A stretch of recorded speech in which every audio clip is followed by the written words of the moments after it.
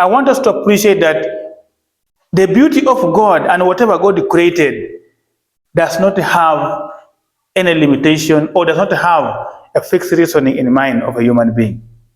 A human being cannot be able to comprehend what God has done, just like his own brain.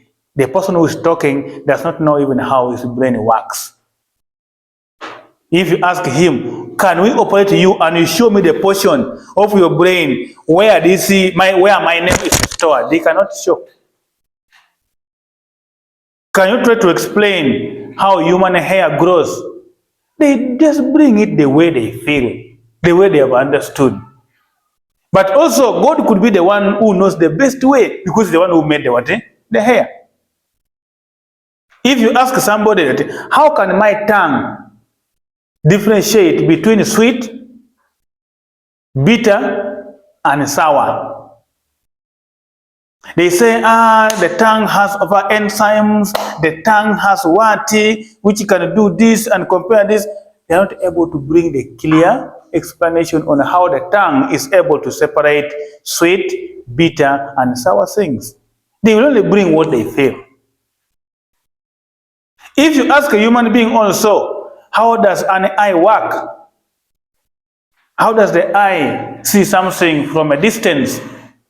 The eye does not have a zoom, like in a camera that you can zoom to bring something very far.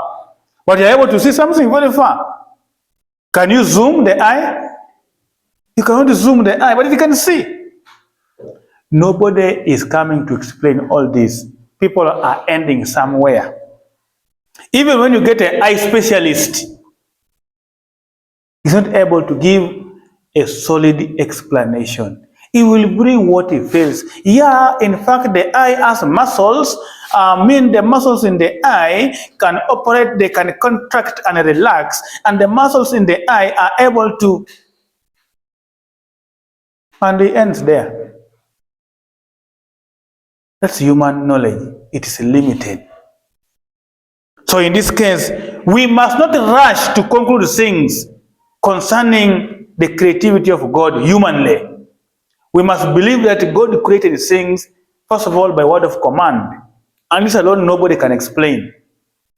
But also, dear friends, what is also more fun still in scientific research is that these researchers like Charles Darwin, because he had his evil intention of promoting his agenda of evolution, that humans came from apes, they did not base their research on any other animal evolving from the other. They never based their research on that. Because his mind was to take people away from believing in God, so he based his research on a man and a chimpanzee, or a gorilla, or an ape. But has never done research on lizards and mountain lizards.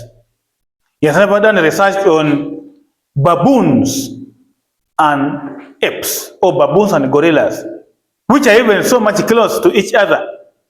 They don't want to go do research on that because the baboon has nothing to do with God. For instance, the baboon is not, according to them, he's not talking about God, but maybe talking in a way.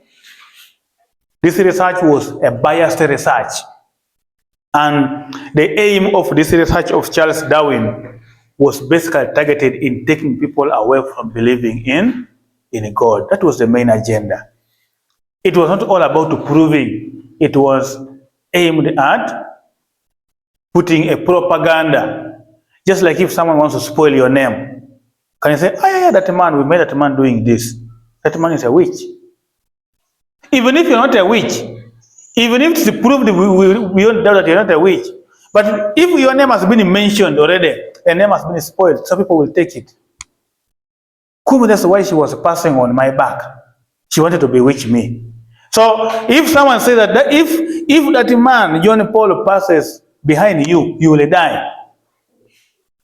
People will struggle that you will never pass behind them. You come, they are turning.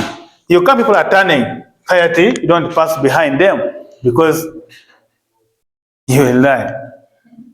Even if it's true, until it's proven. So matters of faith and science are very much important as long as they give glory to God.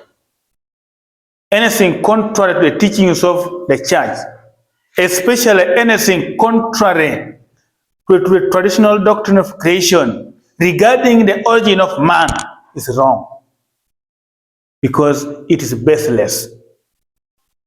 It is baseless, and it has no today, it has no tomorrow.